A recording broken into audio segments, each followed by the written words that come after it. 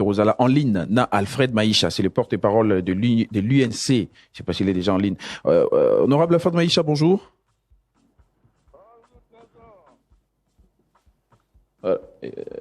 L'honorable Ndeko Alfred Maïcha Mbotenayo. Mbote Trésor. Voilà, vous allez molobeli à UNC, Union pour la Nation Congolaise.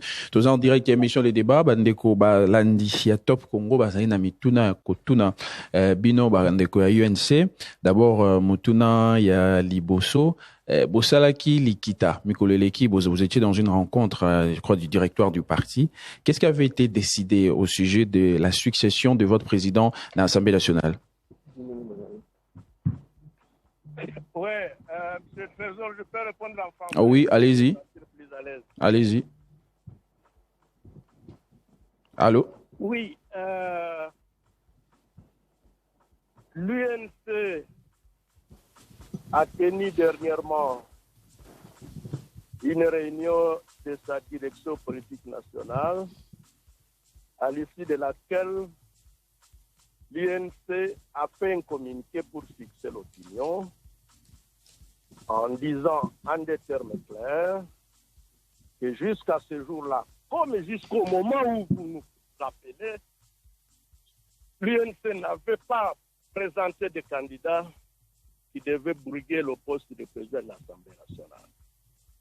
Et en tant que respectueuse de la procédure, l'UNC sait qu'à l'Assemblée nationale, il y a une majorité qui s'appelle Union sacrée de la nation, et cette majorité est organisée. Ce n'est pas un champ de maïs où chacun peut se réveiller et il se désigne candidat.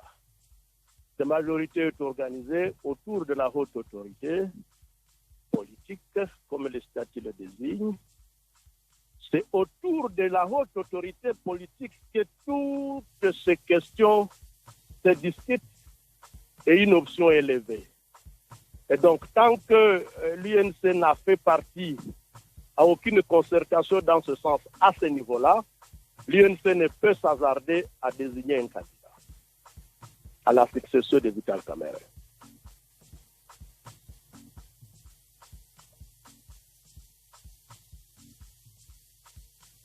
Allô? Alors, oui. Mais quand par exemple un ministre du gouvernement, membre de l'UNC, décide de quitter l'exécutif pour revenir à l'Assemblée nationale, à ce moment-là, le parti est informé de sa décision au préalable? mais si le parti n'était pas informé de sa nomination, comment il devait être informé de sa démission au préalable? Dans tous les cas, il n'y a pas à se gêner là-dessus. Est-ce que vous savez que le député national a préséance aux membres du gouvernement autre que le Premier ministre? Donc, un député national qui est membre du gouvernement, il décide de quitter le gouvernement pour l'Assemblée nationale, ne devrait pas étonner. Il y reprend sa préséance protocolaire, non? Alors que vous êtes dans le processus de vous remettre à l'autorité morale de l'Union sacrée, votre famille politique au UNCP Zali membre, certains députés de votre parti politique se sont déjà exprimés. Je prends le cas du député Michel Moto, qui est d'ailleurs l'un des proches collaborateurs de votre président du parti Vital Kamerhe.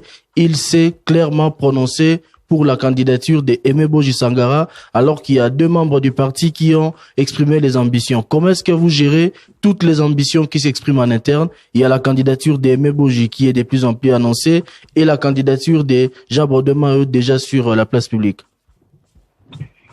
Une précision de taille. L'honorable Michel Moto ne s'est pas exprimé au nom du président national parce qu'il n'a pas reçu quitus de ce dernier pour s'exprimer sur la question. J'ai dit qu'il était proche collaborateur.